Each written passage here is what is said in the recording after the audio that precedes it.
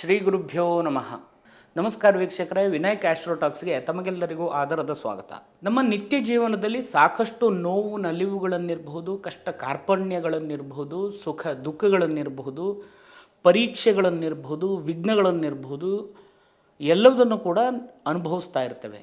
ಇದೆಲ್ಲವೂ ಕೂಡ ಪೂರ್ವಜನ್ಮದಲ್ಲಿ ನಾವು ಮಾಡಿರತಕ್ಕಂತಹ ಕರ್ಮಫಲಕ್ಕನುಸಾರವಾಗಿ ಗ್ರಹಗಳ ಗೋಚಾರ ಸ್ಥಿತಿಗತಿಗಳಿಗೆ ಅನುಸಾರವಾಗಿ ಬರತಕ್ಕಂತಹ ಫಲಾಫಲಗಳಾಗಿರಬಹುದು. ಇದೆಲ್ಲವುದಕ್ಕೂ ಕೂಡ ನಾವು ತಕ್ಕನಾಗಿರ್ತಕ್ಕಂತಹ ಪರಿಹಾರವನ್ನು ಅಥವಾ ದಾರಿಯನ್ನು, ಮಾರ್ಗದರ್ಶನವನ್ನು ನೋಡಿಕೊಂಡು ಸರಿಯಾದಂಥ ದಾರಿಯಲ್ಲಿ ಹೋಗ್ಲಿಕ್ಕಿರುವಂತಹ ಪ್ರಯತ್ನವನ್ನು ಮಾಡ್ತಾ ಇರ್ತೇವೆ. ಈ ಸಂದರ್ಭದಲ್ಲಿ ಇದು ಯಾವುದೂ ಕೂಡ ನಮಗೆ ಪ್ರಯೋಜನಕ್ಕೆ ಬರೋದಿಲ್ಲ ಅಂತ ಹೇಳುವಂತಹ ಮನಸ್ಥಿತಿ ಅಥವಾ ಪರಿಸ್ಥಿತಿ ಅಥವಾ ಆ ಸನ್ನಿವೇಶಗಳು ಬಂದ್ಬಿಡುತ್ತೆ. ಹಾಗಾದರೆ ಯಾವ ರೀತಿಯಾದಂತಹ ಸುಲಭ ಪರಿಹಾರದಲ್ಲಿ ಅದನ್ನೆಲ್ಲ ಸರಿಪಡಿಸ್ಕೊಳ್ಬಹುದು ಅಂತ ಹೇಳುವಂಥದ್ದನ್ನು ಗೋಚಾರ ಫಲದ ನಂತರದಲ್ಲಿ ನಿಮಗೆ ತಿಳಿಸ್ಕೊಡ್ತೇನೆ. 2025 ಜುಲೈ ತಿಂಗಳಿನ ಮಾಸ ಭವಿಷ್ಯವನ್ನು ಇವತ್ತಿನ ದಿವಸ ತಿಳಿದುಕೊಳ್ಳೋಣ. ಮೇಷರಾಶಿಯ ಜುಲೈ ತಿಂಗಳಿನ ಗೋಚಾರ ಫಲವನ್ನು ನೋಡೋದಾದರೆ ಪ್ರಧಾನವಾಗಿ ಆರೋಗ್ಯದ ವಿಷಯದಲ್ಲಿ ವಿಶೇಷವಾದಂತಹ ಗಮನವನ್ನು ಈ ಒಂದು ಸಂದರ್ಭದಲ್ಲಿ ಕೊಡಬೇಕಾಗುತ್ತೆ. ಆರೋಗ್ಯದ ತೊಂದರೆಗಳು ಅಥವಾ ಮುನ್ಸೂಚನೆಗಳು, ಲಕ್ಷಣಗಳು ಕಂಡು ಬಂದಲ್ಲಿ ಈ ಒಂದು ಸನ್ನಿವೇಶವನ್ನು ನೆಗ್ಲೆಕ್ಟ್ ಮಾಡಬೇಡಿ. ಅದೇ ರೀತಿಯಾಗಿ ವಿಶೇಷವಾಗಿರ್ತಕ್ಕಂತಹ ಕೌಶಲ್ಯಗಳು, ಅಭಿವೃದ್ಧಿ, ಅದೇ ರೀತಿ ಅವಕಾಶಗಳು ಕೂಡ ನಿಮಗೆ ಈ ಒಂದು ತಿಂಗಳಿನಲ್ಲಿ ಬರುವಂಥದ್ದಿದೆ. ಕುಟುಂಬದಲ್ಲಿಯೂ ಕೂಡ ಸುಖ, ಶಾಂತಿ, ನೆಮ್ಮದಿಯಿಂದ ಶುಭ ಸಮಾರಂಭಗಳನ್ನು ನಿಮ್ಮ ಒಂದು ಮುತುವರ್ಜಿಯಲ್ಲಿ, ಮೇಲ್ವಿಚಾರಿಕೆಯಲ್ಲಿ ನಡೆಸುವಂಥ ಯೋಗಗಳು ಕೂಡ ಈ ಒಂದು ಸಂದರ್ಭದಲ್ಲಿ ಇರುವಂಥದ್ದು. ಮಾತಿಗೆ ಸಂಬಂಧಪಟ್ಟು ವಿಶೇಷವಾಗಿರುವಂತಹ ಸ್ಥಾನಮಾನ, ತೂಕವು ಕೂಡ ಈ ಒಂದು ಸಂದರ್ಭದಲ್ಲಿರುತ್ತೆ.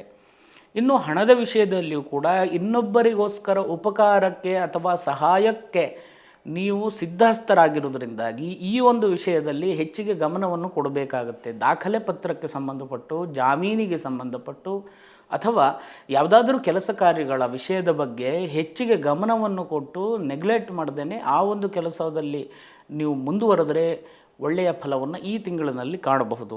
ಮಾಡುವಂಥ ಕೆಲಸ ಕಾರ್ಯ, ಉದ್ಯೋಗದಲ್ಲಿಯೂ ಕೂಡ ಒಳ್ಳೆಯ ಸಹಾಯ ಸಹಕಾರಗಳು ಕೂಡ ವಿಶೇಷವಾಗಿರುವಂಥದ್ದು. ಸರ್ಕಾರಕ್ಕೆ ಸಂಬಂಧಪಟ್ಟಿರುವಂತಹ ಸೌಲಭ್ಯಕ್ಕೆ ಅಥವಾ ಗೃಹ ಸೌಲಭ್ಯಕ್ಕೋಸ್ಕರವಾಗಿ ಸರ್ಕಾರವನ್ನು ಆಶ್ರಯಿಸಿದರೆ, ನಿಮ್ಮ ವ್ಯಾವಹಾರಿಕವಾಗಿರುವಂಥ ವಿಷಯದಲ್ಲಿ ಸರ್ಕಾರವನ್ನು ನೀವು ಅವಲಂಬಿಸಿದರೆ ನಿಮಗೆ ಅಧಿಕವಾಗಿ ಒಳ್ಳೆಯ ಫಲಗಳು ಸಿಗುವಂಥ ಯೋಗಗಳಿರುವಂಥದ್ದು.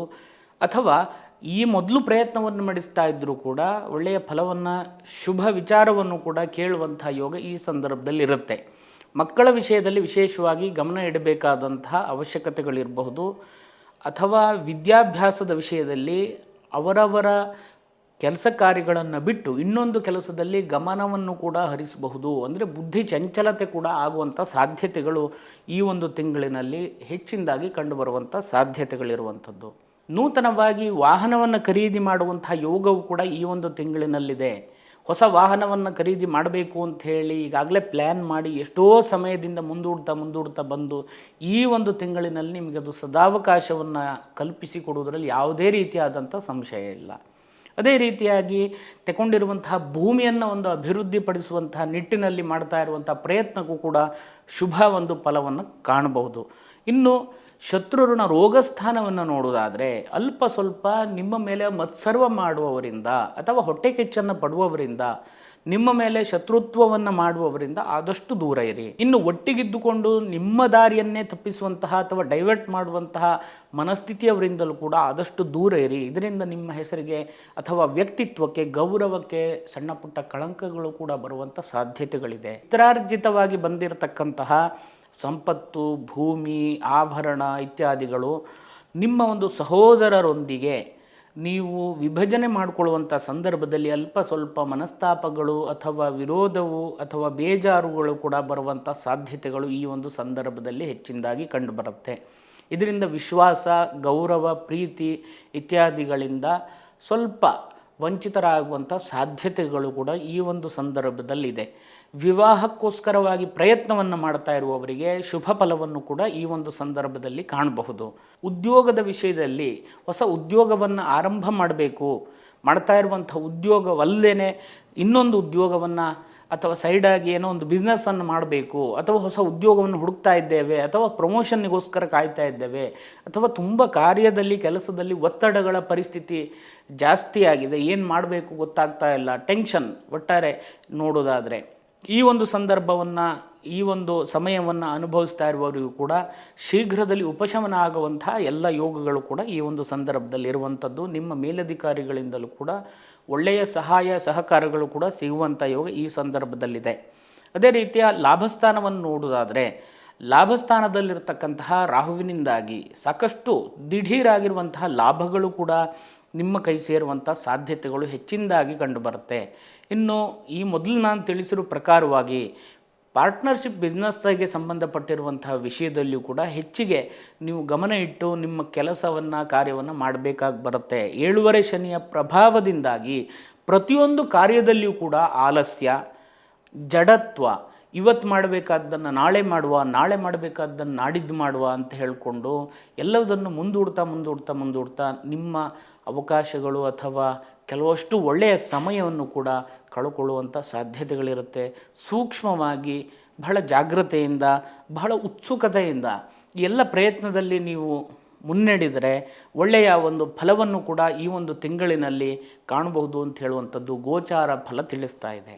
ವೀಕ್ಷಕರೇ, ಇದಿಷ್ಟೆಲ್ಲ ಫಲಾಫಲಗಳನ್ನು ವಿಮರ್ಶೆ ಮಾಡಿ ಅದಕ್ಕೆ ಬೇಕಾಗಿರ್ತಕ್ಕಂತಹ ಪರಿಹಾರಗಳನ್ನು ಮಾಡಿಕೊಳ್ಬೇಕು ಅಂತ ಹೇಳುವಂತಹ ವಿವೇಚನೆಯಿಂದ ಸಾಕಷ್ಟು ಜನ ಸಣ್ಣ ಮಟ್ಟದಿಂದ ಆರಂಭ ಆಗಿ ಬಹಳ ದೊಡ್ಡ ಮಟ್ಟದವರೆಗೂ ಕೂಡ ಪೂಜೆ ಪುನಸ್ಕಾರ, ಹೋಮ ಹವನ ಇತ್ಯಾದಿಗಳನ್ನು ಕೂಡ ಎಲ್ಲರೂ ಕೂಡ ಅವರವರ ಉದ್ದೇಶಪೂರ್ವಕವಾಗಿ, ಉದ್ದೇಶ ಅಂತ ಹೇಳಿದರೆ ವ್ಯವಹಾರಕ್ಕಿರಬಹುದು, ಉದ್ಯೋಗಕ್ಕಿರಬಹುದು, ಆರೋಗ್ಯಕ್ಕಿರಬಹುದು, ಮಾಟಮಂತ್ರ ಆಗಿದೆ ಅಂತ ಇರಬಹುದು, ಮಕ್ಕಳ ವಿಷಯವಾಗಿರಬಹುದು, ಸಾಂಸಾರಿಕ ವಿಷಯವಾಗಿರಬಹುದು, ಎಷ್ಟು ಇರಬಹುದು. ಮನುಷ್ಯನ ಜೀವನದಲ್ಲಿ ಇಷ್ಟೇ ಅಂತ ಹೇಳಿ ನಾವು ಹೇಳಲಿಕ್ಕೆ ಸಾಧ್ಯ ಇಲ್ಲ.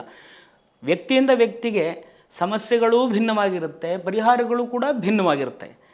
ಆದರೆ ಪರಿಹಾರಗಳನ್ನು ಮಾಡಿ ಆ ಪ್ರಸಾದವನ್ನು ತಂದು ದೇವರ ಕೋಣೆಯಲ್ಲಿಟ್ಟಲ್ಲಿಗೆ ಅದು ಸರಿ ಆಗಲ್ಲ. ಒಂದು ಸಲ ಪರಿಹಾರ ಮಾಡಿದಲ್ಲಿಗೆ ಪ್ರತಿನಿತ್ಯವೂ ಕೂಡ ನಾವು ಆ ದೇವರ ಸ್ಮರಣೆಯನ್ನು ಮಾಡುವುದರ ಮುಖಾಂತರವಾಗಿ ಅದನ್ನು ಸರಿಪಡಿಸಿಕೊಳ್ಬಹುದು. ಪ್ರತಿನಿತ್ಯವೂ ಕೂಡ ನಾವು ಏನು ನಮಗೋಸ್ಕರವಾಗಿ ಪರಿಹಾರವನ್ನು ಅಥವಾ ಆತ್ಮಸ್ಥೈರ್ಯ ವೃದ್ಧಿಗೋ ಏನು ಮಾಡ್ತಾ ಇದ್ದೆ ಅಂತ ಹೇಳುವಂಥದ್ದು ಮುಖ್ಯ ಆಗಿರೋದು. ಖಂಡಿತವಾಗಿ ನಾನು ಈಗ ಹೇಳುವಂಥ ಸುಲಭವಾದಂತಹ ಮಾರ್ಗವನ್ನು ನಿಮ್ಮ ನಿತ್ಯ ಜೀವನದಲ್ಲಿ ಅಳವಡಿಸಿಕೊಂಡಲ್ಲಿ ನಿಮಗೆ ಬಹಳ ಮಹತ್ತರವಾಗಿರ್ತಕ್ಕಂಥ ಬದಲಾವಣೆಯನ್ನು ಕಾಣಲಿಕ್ಕೆ ಅನುಕೂಲ ಆಗುತ್ತೆ. ಏನಂತಂದರೆ, ನಿಮ್ಮ ಮನೆಯ ದೇವರ ಕೋಣೆಯ ಎದುರು ಭಾಗದಲ್ಲಿ ಒಂದು 10 ನಿಮಿಷಗಳ ಕಾಲ ಕೂತು ಭಗವಂತನಲ್ಲಿ ಶರಣಾಗತಿಯನ್ನು ಹೊಂದಬೇಕಾಗಿರುವಂಥದ್ದು. ಕಾಯ ವಾಚ ಮನಸ ಮಾಡುವಂಥ ಕೆಲಸದಲ್ಲಿ ಅಥವಾ ಆಡುವಂಥ ಮಾತಿನಲ್ಲಿ, ಮಾಡುವಂಥ ವಿಚಾರದಲ್ಲಿ ಸಾಕಷ್ಟು ತಪ್ಪು ಒಪ್ಪುಗಳು ಮನುಷ್ಯ ಅಂತ ಅಂದ ತಕ್ಷಣ ಬರಲಿಕ್ಕೆ ಸಾಧ್ಯತೆಗಳು ಹೆಚ್ಚಿನದಾಗಿರುವಂಥದ್ದು. ಅದನ್ನೆಲ್ಲವುದನ್ನು ಕೂಡ ಭಗವಂತನಲ್ಲಿ ಅದನ್ನು ಮನ್ನಿಸಿ ನನ್ನನ್ನು ರಕ್ಷಣೆ ಮಾಡುವಂತ ಹೇಳುವಂತಹ ಸಂಪೂರ್ಣವಾದಂತಹ ಶರಣಾಗತಿಯನ್ನು ಹೊಂದಿದರೆ ಮಾತ್ರ ನೀವು ಎಷ್ಟು ಪೂಜೆ ಪುನಸ್ಕಾರ ಇತ್ಯಾದಿಗಳನ್ನು ಮಾಡಿದ್ರಲ್ಲಿ ಅದರ ಫಲ ಪರಿಪೂರ್ಣವಾಗಿ ನಿಮಗೆ ಬರಲಿಕ್ಕೆ ಅನುಕೂಲ ಆಗುತ್ತೆ. ಭಗವಂತನಲ್ಲಿ ಶರಣಾಗತಿ ಹೊಂದುವುದರಿಂದ ಅಥವಾ ನಾಮಸ್ಮರಣೆಯನ್ನು ಸದಾಕಾಲ ಮಾಡುವುದರಿಂದ ಬಹಳ ಉತ್ತಮವಾದಂಥ ಮಹತ್ವವನ್ನು ಕಾಣಬಹುದು. ಇದನ್ನು ತಾವೆಲ್ಲರೂ ಕೂಡ ಮಾಡ್ತೀರಿ ಅಂತ ಅಂದ್ಕೊಂಡಿದ್ದೇನೆ. ಮಾಡಿ ಅದರ ಮಹತ್ವಪೂರ್ಣವಾದಂತಹ ಬದಲಾವಣೆ ಯಾರ್ಯಾರಿಗೆ ಬಂದಿದೆ ಅಂತ ಹೇಳುವವರು ಕಮೆಂಟ್ ಬಾಕ್ಸ್ನಲ್ಲಿ ಕಮೆಂಟ್ ಮಾಡೋದು ಮಾತ್ರ ಮರಿಬೇಡಿ. ಮುಂದಿನ ವಿಡಿಯೋಗಳಲ್ಲಿ ಮತ್ತೆ ಸಿಗೋಣ. ನಮಸ್ಕಾರ. ಶುಭಂ ಭೂಯಾತ್.